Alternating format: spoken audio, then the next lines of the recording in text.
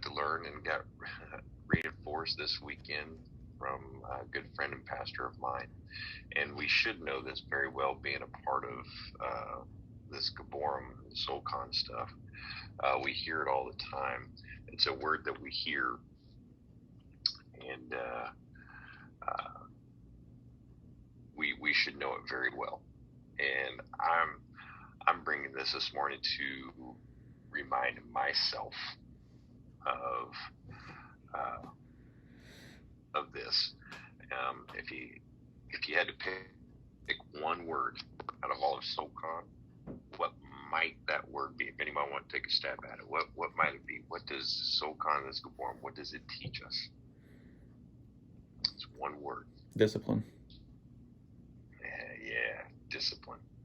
Discipline.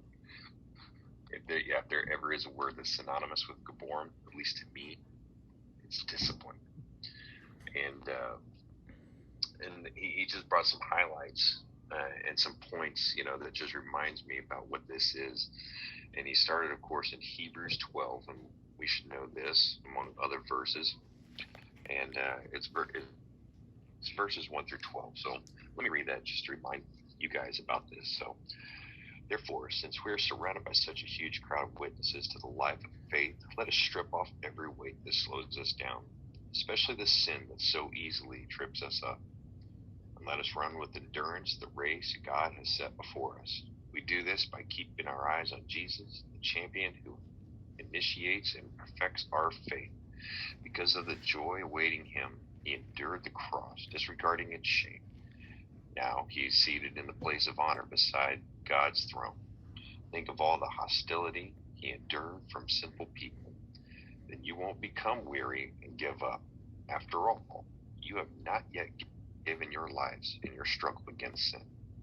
And have you forgotten the encouraged words God spoken to you as children?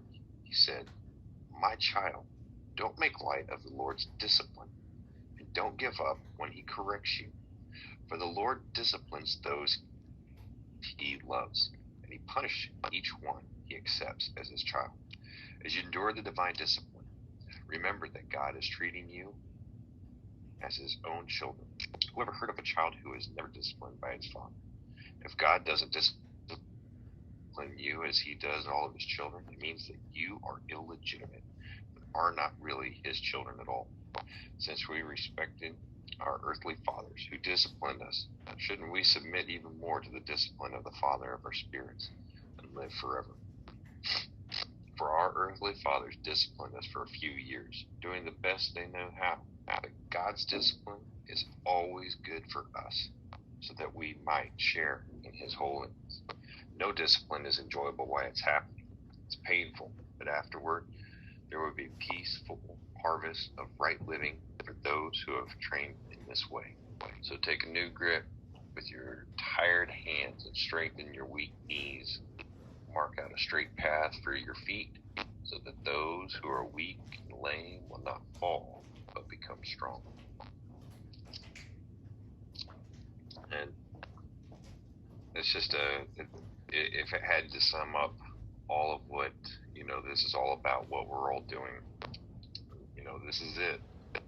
I think this chapter here in Hebrews really sums up, what we and how we're living our lives. And we look at what is discipline. For us, it's training. Discipline is training, right? We try to look at it. We think discipline is bad. We think that we get punished. And he even mentions it, and he punishes each one of us as each one he accepts as his child. And let's substitute another word. He corrects. It's a correction, right? And it's corrected because he wants us to do well. He wants us to be well. He wants us to live right. And he's got to punish us and correct us to keep us straightened out. So, we've talked about this before, just in our regular polos and stuff. We're like sheep stray. We move, and that shepherd's got to keep us in line, leading us, from pasture to pasture. And he's got to continue to correct us, or else we're going to go do what we want to do. And we gotta know that this discipline, it's not random. but it's purpose. You know, it's not just a random deal. Oh, you need what you've been doing. No, it's not random at all, but it's being purposefully given to us to show that He loves us. Guys, if you've got children, you know about discipline. You know that you need to discipline your kids to keep them from not hurting themselves, not to keep them safe, and to understand the rules, that you've laid out. And it's the same way with God. I need to be reminded of that myself. I got to look at the discipline, not just in my spiritual life, but also, my physical life also. And that's where a lot of us get hung up.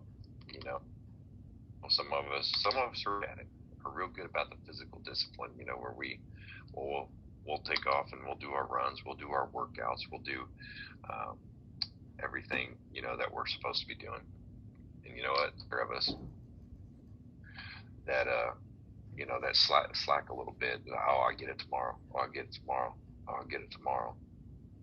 And then I find then it's a week, and it's 2 weeks, and I know better, because I've allowed that discipline to slack a little bit, and we pay for it.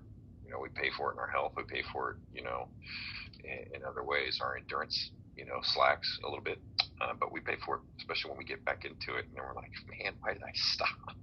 That's where I get sometimes, man, why did I stop?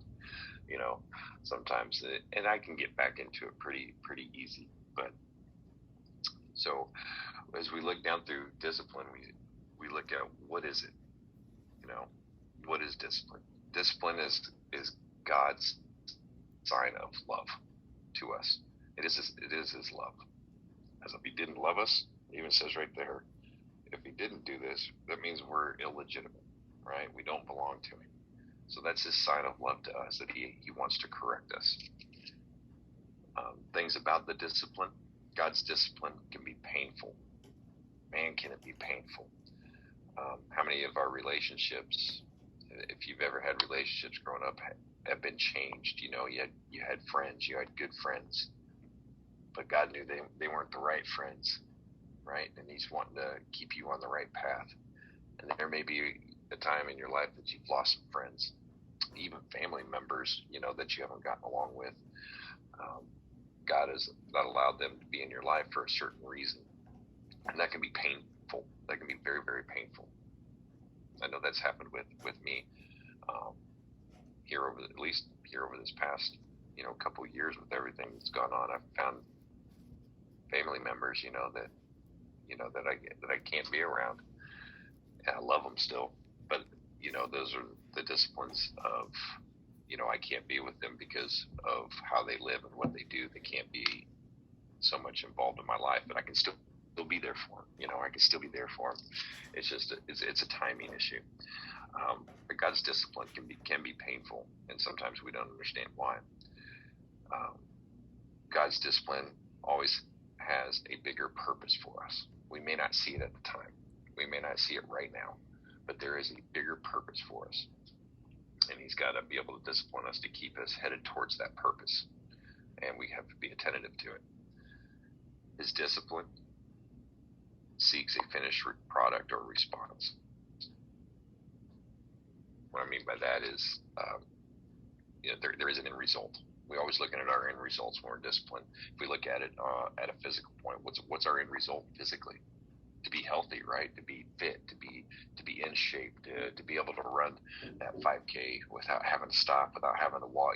We can finish it. We will have an end product. For some of us, it might be just being able to hold our breath for a minute 30. That end product, that discipline. What do we train ourselves to do? God's discipline is on a different level. There is an end product. There is a finished product. And He sees that already. We may not see it because we're like, man, we're a mess. We are a complete mess right now. But He's already seen that finished product as long as we're continuing to follow Him, to seek Him out, and to be willing to be disciplined along the way. There is a finished product, and He already knows it, and He wants us to be there. And He knows what good it is for us. So in our response to it, we can treat it three different ways. We can resent it bitterly. We can be just all grumbly about it. Why am I going through this? What am I doing? Man, why is all this happening to me? I could be bitter about it. And that good friend of mine, God, why did you allow my friend to, why am I not with him anymore? God, I don't understand. And just be bitter and upset about it. We can accept it grudgingly. Grudge likes it. I've had enough. I can be grudgeful about it and just hold on to that grudge for a long time, and that would affect me, in the long run, and I wouldn't be able to stay on the path that he has for me if I hold that grudge. Or there's a third option that we have. We can embrace it willingly, and that mentality, that's the mentality that we strive for. Embrace it willingly, that we recognize it, that we see it for what it is. And ultimately what it is it's God teaching us. Through whatever we're going through, it's God teaching us all the way through, and we have to embrace that. We have to recognize what it is. It's not that he hates us. It's not that he wants us, to be in trouble all the time. But there's a certain thing that he's wanting, and we have to recognize that, and we have to be able to embrace this discipline willingly. So, and I choose the third. I strive for the third, but how many times do we find ourselves in the first two? We're bitter, or we're holding a grudge. And that's where I got to get better at just understand what's going on and to embrace it. Be like, I know what's going on. I see it. I submit to it.